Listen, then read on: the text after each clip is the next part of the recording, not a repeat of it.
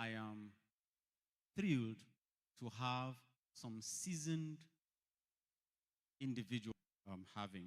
First off, I would like to please by name Barrister Daniel Taylor. Please, can we give him a round of applause? He can see us, he can hear us. I don't know if we can have him displayed on the screen so that he can be a part of this. Let's see his face if we can achieve that. Barrister Daniel Taylor.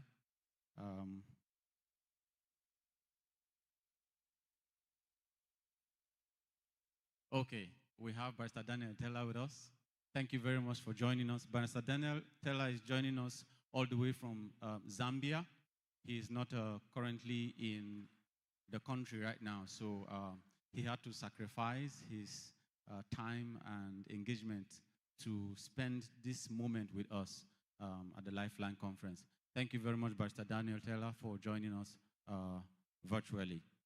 We also have someone who is a seasoned individual as well. When he sits here, we are going to hear who he is. But please, can you put your hands together as I welcome Steve Dobbs. He's a globally recognized digital and material designer.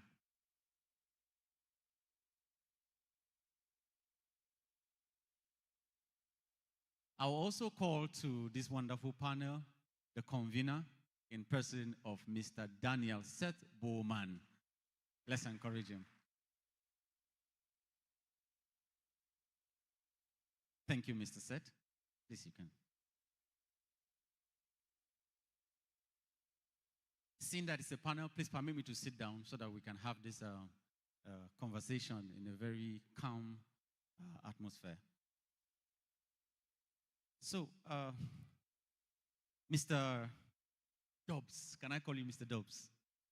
Great. Please, can you just tell us a little about yourself? Let's know, looking at you, what are those things that we should know about you that can come from your own lips? Please, let's know who you are in your own words. Good morning, everyone. A pleasure to be here. Hope we're all doing well. Like I said outside, as much as I came here to contribute, I also came here to learn. I found out about our convener some weeks back when he reached out to me. And I'm like, in fact, the fact that I'm sitting down here has put me under pressure. But I mean, he's a fantastic guy. And I can say, I'd like to say thank you for inviting me this morning. So I'm a very complex person. And oftentimes when I'm asked this question, who are you? You know, what do you do? Sometimes it's difficult to answer. When I was growing up, I'll tell people that I can do practically anything. And sometimes very hard to say is what I do. But I'll say for now, I'm a creative, been a creative since I was a child, a designer, material designer, digital designer, using design to solve people's problems in that area of my life. I would say I'm also a pastor, resident pastor, which I've been for about a year now, an interesting journey for me. I never saw myself doing this, but as God will have it, you can't usually tell what the future looks like until you're in the future. Yes, we can celebrate God for that. I would say that my journey to being a catalyst, right, began when I was a bit younger. I just finished secondary school, and my mom will travel to the UK maybe twice a year. I have siblings in the UK.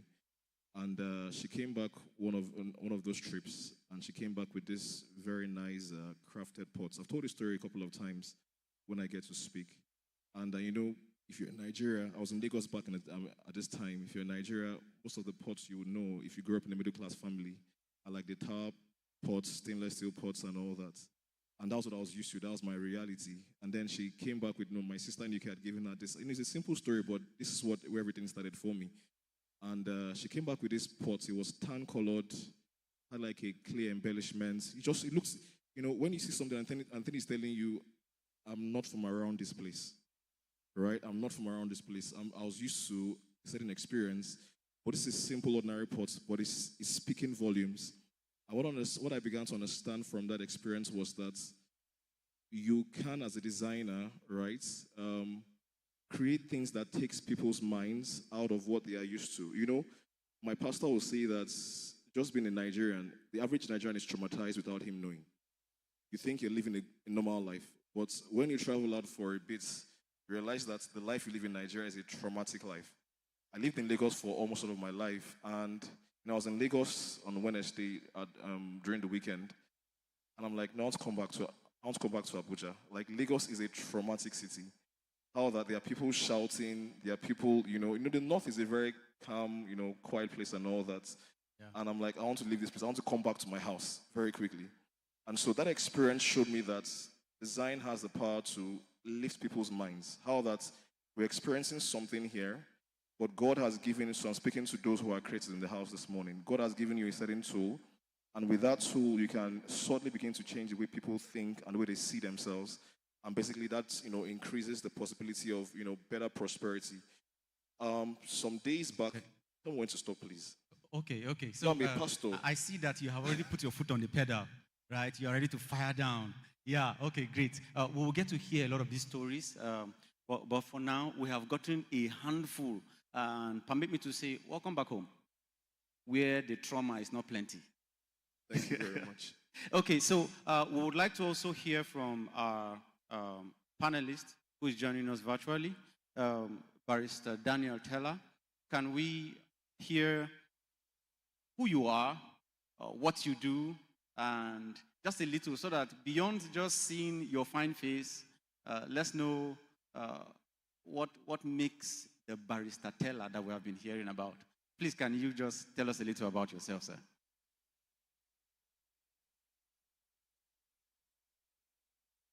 I hope you can hear us, sir. All right, thank you so much. I don't know if you can hear me. Yes, we can hear you clearly. Go ahead. I can hear you clearly. Can you hear me from there? Yes, we can. We can hear you. All right, thank you so much. Good morning, the convener. Good morning, dear participants. Good morning, my fellow brothers and sisters out there. May I begin by first of all sincerely apologizing for my inability to be physically present. I thought I was going to be there, but circumstances beyond my control, and I had to travel down here for the African Bar Association conference. So that accounts for my absence physically there. So I sincerely apologize. It's not deliberate. It's a responsibility I take with all seriousness. So my sincere apologies. And then back to myself. My name is Daniel Manasseh Teller. By the grace of God, I'm a lawyer by calling, by profession. And I'm still young at the bar. I'm just 15 years post-call, to the glory of God. I'm from Gombe State. Probably you need to also know where I'm coming from because it's also very particular to the line of discussion we're going to have. I hail from the southern part of Gombe, local government to be precise. And then I've been all my life a lawyer, and by the grace of God, I want to remain a lawyer and have no regrets being a lawyer. And I think for now, that's what you need to know. Thank you. Thank you very much for giving us a brief on who you are. Quite beautifully, we have been able to get a taste of who our convener is, Mr. Daniel Bowman. So on who you are, we'll let it slide there, but we'll just allow you take the conversation a step further, becoming a catalyst. You know, if you hear that topic, you would think it's born out of the dictionary. Uh-huh. So I wanted to break it down a little. What do you mean becoming a catalyst? How do you mean becoming a catalyst? Why do you mean becoming a catalyst? Thank you. About tools, we talk about orientation, we even talk about environment. You know, he was giving just a rundown as to how different cultures can determine what we become. But those of us who are raised in Abuja, we might never understand the hustle and bustle of the Lagos life. And so when you get into that kind of environment, you are hit with a culture shock because you are used to free-flowing traffic, and then you get into a place where people are stuck in the same place for 4 hours, and you're wondering, what is happening with my life? Because in that space, people already in Lagos have been oriented with that mentality That you don't have to wait 1 hour to get to where you're going. You have to start planning 5 hours before. And when you bring it down to this conversation, before you want to apply, you see, the mindset is a very important weapon. And the reason why we are here today is because God has given us a mind to think. He has given us a mind to create. He has given us a mind to disrupt. That is what differentiates us from an animal. And so when you have a mind, your mind also needs to be controlled. Otherwise, you can expose yourself to being vulnerable to any and everything. So the mindset that you carry determines who you become. That is why we have the conversation coined becoming a catalyst of change. And it is important to also add that you cannot become a change maker if you do not have the mindset of a change maker. Ah, That's a very big thing to note. okay. Because if you see things in a very linear way, you can never grow out of the ordinary. So, for those of us who are trying to find our way, I want you to know that there's no pressure. But your mindset needs to be rewired, it needs to be reconfigured. That's the word. Okay. So quickly, let me get certain understanding. And when I say let me, I'm speaking on behalf of. We have a category of people who are change makers, and then we have those ones that need to be changed. Am I correct? Yeah. Oh, I'm correct. Before you can cause or spark a transformation or a reformation, as the case may be, you can use whatever language you want to use. Mine is just from the place of a moderator. Yeah. So, at what point do you transition from being the one who is being changed to being the one that becomes the change maker? Thank you very much, Edrak. I would say that everything begins with awareness, right? Awareness, being aware of who you are, what you are, and why you are, right? One of the things I believe so strongly is that for human beings, I mean, I've heard this idea every now and then. Everybody was created for a purpose. And what I'll say to that is that God has created every single human being to contribute something to the lifeline of the earth. I think that's where it starts from. Because you must live life with convictions, right? My life is not static. It's something I've learned about life. Everybody has a natural destiny. Everybody has a prophetic destiny. So what's your natural destiny? I was born a thief. I was born, Urobo. I was born Igbo. I was born Yoruba. All of that. I was born to a family of 5. I went to this school. I went to university. I met this lady or this guy. We loved ourselves. We got married. We have children. I started a business. I built 5 houses. I bought 10 cars. Right? A natural flow of life. But I believe there's something called your prophetic destiny. And I believe I'm speaking to mostly Christians here. That's why I'm using that term. Right? How that God has designed you to contribute something to. The reason why the earth makes progress is because people in each generation are contributing something to the earth. Right? There's a reason why we have this, for instance, this keyboard.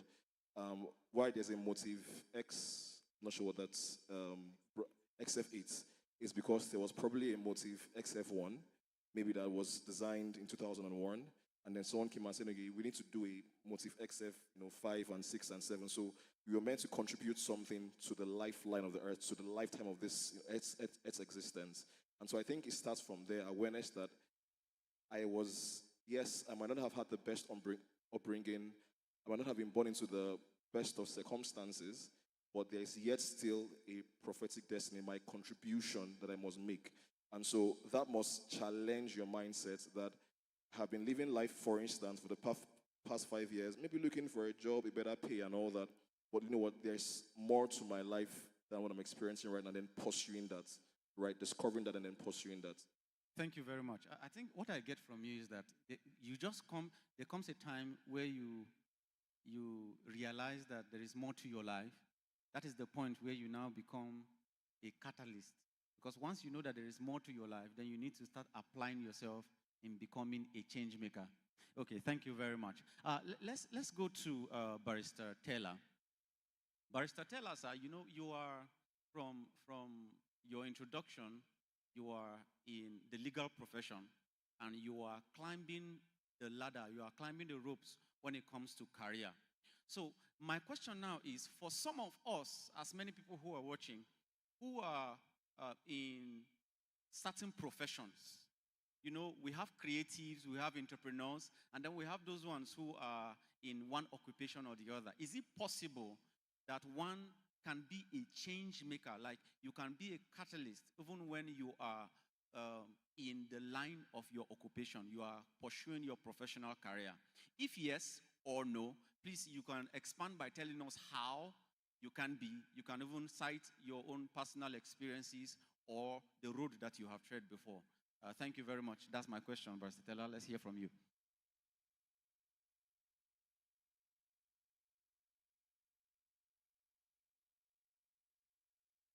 I hope Brother Stella can hear us. Okay, thank you so much once again. And I just hope I can be heard. Yes, so we can hear you loud and clear.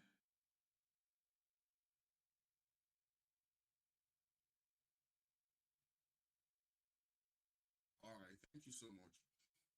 You see, the truth about life is that one of the basic elements for existing is that you should be prepared for change. Now, change comes either negatively or positively, as the case may be. And for me, I'm going to take the perspective of personal experience. I always believe, guided by the scripture, that whatever it is that your hands find it to do, you should do it well. That's number one. Number two, you are created for a purpose, and God has destined you and ordained your footsteps to a particular aspect of life that you find yourself. So if you must fulfill purpose, fulfill it positively. And that was on the one side. Now, tying it to the legal profession, which I, by the grace of God, belong to, you can make a change. I belong to the public sector part of the legal profession. I was in private practice before I switched and then joined the government. And then for me, I believe the place of hard work, the place of being patient, and the place of understanding. Understanding your environment, understanding the kind of people you are working with, because that's the only way you can be able to make a change. You can't just jump into the arena and then suddenly you want to begin to make a change without understanding the background of how the society, how the sector you find yourself is operating. So it's very critical. Number two, then what is even your aim in the first place of even joining the profession that you chose to? Like I said again, I'm going to speak where I know more about the legal profession. You know, you must be determined. What do you want to achieve as a lawyer, for instance? Okay, what is your goal? You must be able to define all this so that it will be able to guide you when taking certain decisions. And then don't be scared of change when it comes, because that change might be a stepping stone for you for progress. And I always believe that whatever I'm doing, I do it with all my mind. And then sometimes the road may not be as easy as you want it. I'm telling you. But if you know where God is taking you, honestly speaking, don't mind the process. Obstacles will be there. People will challenge you. Even your colleagues, your friends, persons that even think should be able to team up with you for good, we may be the same person that want to discourage you. But I want to tell you, never get intimidated, particularly with people's comments. What God says about you is what matters most. That's the first thing. But then be mindful, because the kind of representation you give matters. So if you are going to be given an opportunity, you must have also shown that you have capacity. Because if they don't see the capacity in you, they cannot be able to engage you. By the grace of God, in my little experience as a lawyer, I realized that there are so many windows that you can be able to succeed, private or in the public, as the case may be. And in all these areas, like I said before, and I'm going to emphasize it again, hard work and your ability to be patient matters a lot. I've worked with difficult bosses that I don't know that if I had allowed my own emotions to control me at that point, I won't be where I am today. So for me, I am where I am today by the grace of God, which is very key. And then by the element of hard work, patience, and serious dedication to duty. Learn to sacrifice. Learn to let go. Because if you begin to harbor all manner of hatreds or what being told to you, I'm telling you, you'll be able to move on. So if you want to make that change, be the change that you want others also see. What is it that is in your life that even when you don't act or when you don't do, others will be able to see and understand that, yes, this person knows what he's doing. But even when he speaks, you know that he's not just speaking by word of mouth, his lifestyle, his character, his antecedents can be able to speak volumes. It is said that sometimes people that don't know you or don't get opportunity to hear you, they get to learn from what they see you do. So if you want to make an impact, be able to go an extra mile. Like the MC was saying earlier, learn to be able to develop yourself is very important. If you want to make it develop yourself, personal self-development is very key. And then attend conferences, networking matters. And don't be a liability to people. Because what people want is let them see you as adding value. I'm telling you, in the legal profession, if you are hardworking, you will make it. There is no way a big firm will see that you are good, extremely good, and you are going to add value, because what they want is adding value to what they are doing. And if you have the capacity to add value, they will welcome you on board. Yes, particularly in the private sector, which mindset is mostly business or profit oriented. Let me put it that way. You know, Yes. so you must be able to add value. When you don't add value, you cannot even be carried along. And then when you're carried along, don't be running faster than your shadow. Thank you very much, sir. I think yeah. Thank you very much. So we are really getting a handful of tips in ways that you can be a change maker even in your career. Looking at a case study of Barrister Taylor in the legal profession. Joining us on the panel is another seasoned individual. Ladies and gentlemen, let's appreciate the presence of Mr. Paul Cast. Can we put our hands together for him? So, Mr. Bowman, please, can you pass the mic to Mr. Cast so that we get to briefly hear who you are, what you do, and then can you just go ahead from your introduction, go ahead and tell us what are the tools that you feel one should employ in their various spheres of endeavors, whether it is business, whether it is career, in becoming a change maker, a catalyst. What are the tools that they need to employ in becoming a change maker? All right, first of all, thank you for having me. Thank you to the organizers here. My name is Paul Cast. I'm a movie director and producer. I also own a company called Paul Cast Studios. We are into making actually have global relevance. And can you hear me well? Can you hear me well? Okay, could you just project a little? Yeah.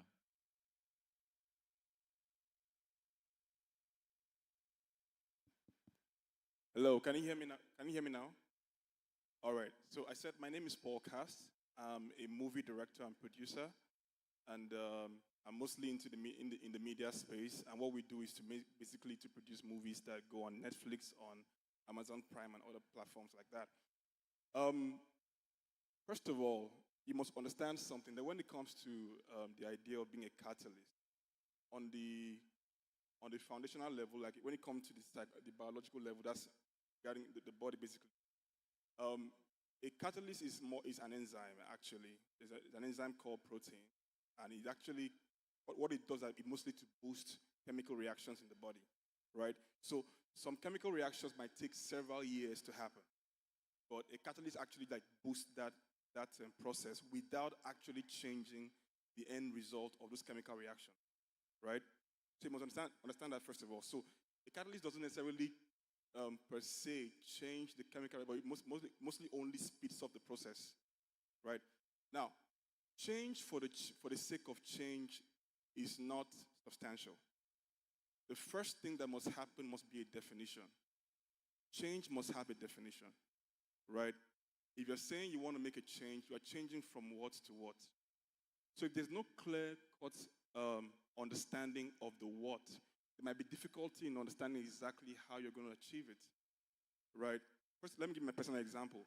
I ventured into the media space mainly because I was seeing a lot of content on Netflix that I did not really agree with, and I thought that there were so many controversial content. Now, if I complain and complain, I will complain and say, these things are not, they don't have Christian value, they don't really have really awesome value, family-centered values. And I said to myself, if I keep on complaining, it's not going to change anything, right? And so I said to myself that I have to just get my foot in the door. Now, I'm the kind of person that whenever I see a need, I don't just sit back and complain and wonder who's not doing it. I ask myself, what can I do about it?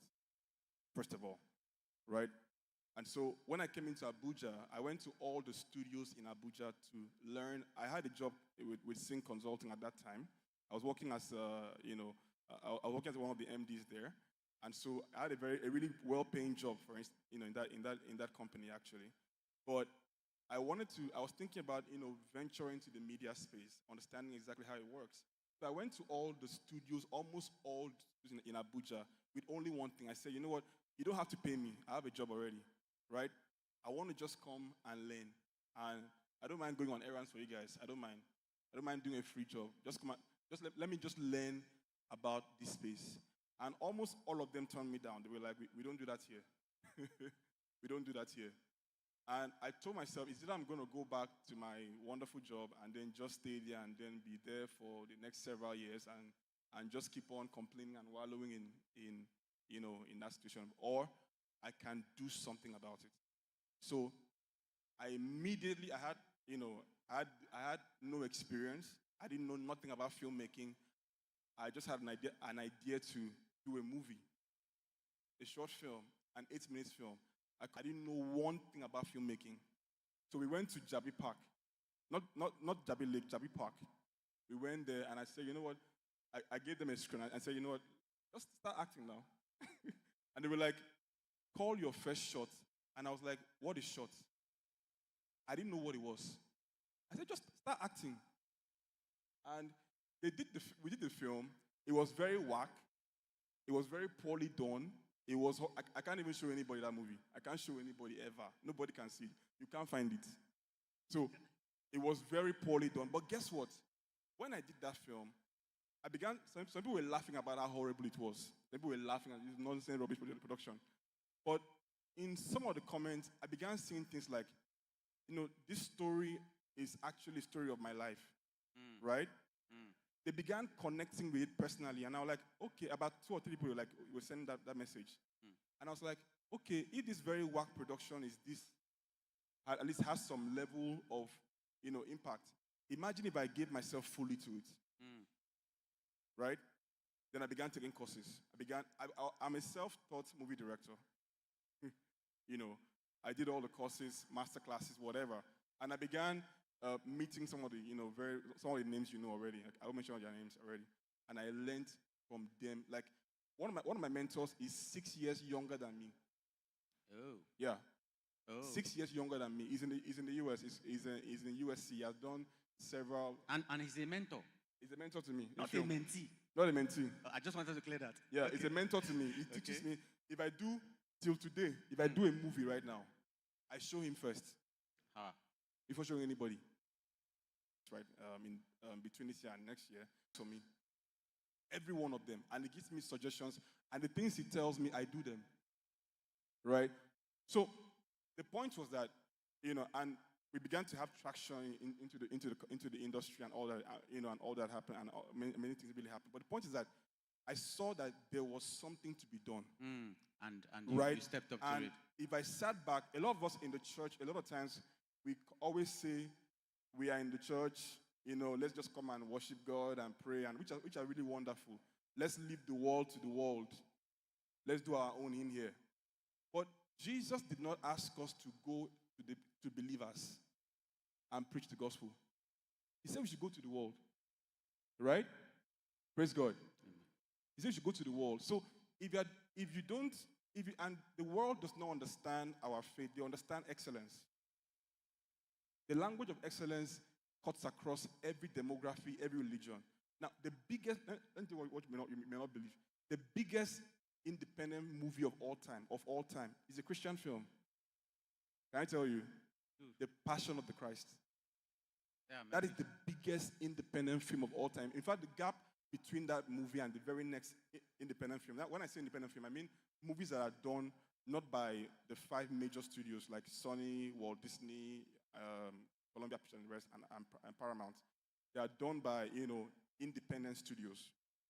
Mel Gibson did that movie by himself. In fact, Hollywood, the whole of Hollywood turned him down. The whole of Hollywood. In fact, because the Jews actually own Hollywood. And they felt like that movie was kind of like, in a way, putting a spite on them. So they all, in fact, they all fought against him. But guess what? That movie became the biggest film of all time. Why? Because Christians got behind it. Okay, so now, following your trend of thought, seeing that something beautiful came out of the idea that somebody had to step up, to go the extra mile, to do something that is worthwhile. There is this mindset thing that I want each and every speaker here to address, including Barrister Teller. If you look at the demography of people sitting here, and I'm sure even those watching us online, you'll probably find that a great percentage are young people. And you agree with me that if you want to talk about making a change, a young person may not be the person you want to talk about, right? And when we talk about the youth, we talk about earning power. Not all young people can boast of having billions right now. And to make a change may be expensive. Is it or is it not? So what I just want us to address, everyone, in the briefest of points that you can have, because we are already trying to wrap up, in the briefest of points that you can have is, what can you say to the mindset of a young person when it comes to making a change? What can you say to that mindset? Look at a young man, a young woman, a young person standing in front of you, and speak to his or her mindset. What will be the brief words that you have? So podcast will begin with you. We'll get to Mr. Bowman, and then we'll come to Mr. Dobbs. Remember, I said in the briefest of points that you have, and then we will get a parting words from Barrister Teller. So let's hear you. I think the number one thing every young person should have is you should be relentless. Be relentless. See, let me tell you something. No vision you've ever had would be fulfilled, right, by itself. Stop waiting for someone to give you something to start with. You have a choice. The biggest thing I ever discovered for myself was that I have a choice. You can either settle down to where you are or have an audacious vision and make up your mind that we die here. we die here. I take it that be relentless, and be relentless. That's your point. So let's hear from Mr. Bowman. Thank you. I think the first thing for me would be the importance of knowing who you are. Okay. Identity is a big issue. And by the way, I have a new book out, available today. Wow. So, yeah. And I honestly didn't tell anybody about the book until today. So it's a surprise to as many people that are here. And I want everybody in the room to pre-order either the ebook or the hard copy. But I digress to say this.